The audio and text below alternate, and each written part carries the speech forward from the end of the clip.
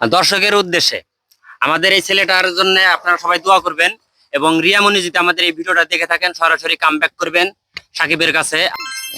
দর্শক, আমি আজকে উপস্থিত হয়েছি রোমারি এলাকার চশলমারি ইউনিয়নে।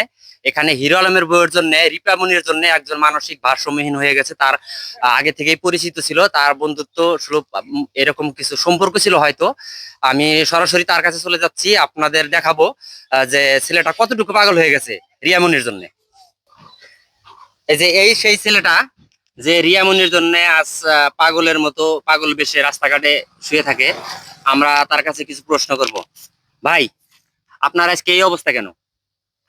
আমার গার্লফ্রেন্ডের অন্যজনের সাথে বিয়ে হয়ে গেছে, যার জন্য আমি এই পরিস্থিতির শিকার হয়ে গেছি। রাস্তাঘাটে গাছ গোজা লেনে বসে থাকি। আপনার গার্লফ্রেন্ড কে?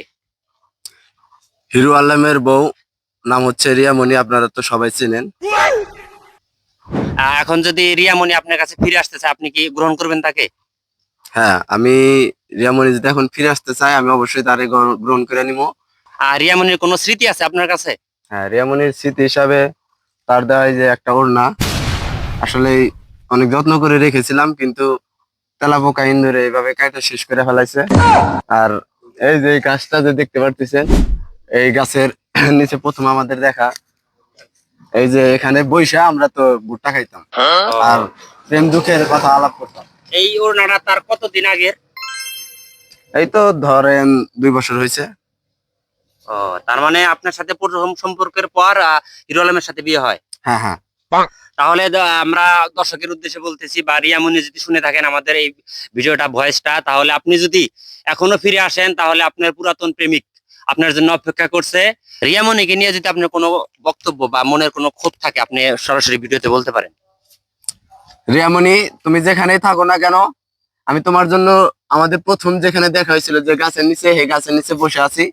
তুমি চলে আসো, আমি তোমাকে নিয়ে আবার সংসার করতে চাই। তোমার আমি অনেক ভালোবাসি। তোমার স্মৃতি হিসাবে যে ওনাটা দিয়েছিলা, ওনাটা তো ইন্দুরে খেয়ে ভালাইছে, সমস্যা নাই। আমি তোমার জন্য অপেক্ষা করছি, আর তোমার আমি বিয়ে করতে চাই। আচ্ছা, যাই হোক দর্শক, আর রিয়ামণির কাছে যদি ভিডিওটা পৌঁছে যায়, সরাসরি আপনার সাবেক পুরাতন প্রেমিক এখনো আপনার অপেক্ষায় আছে।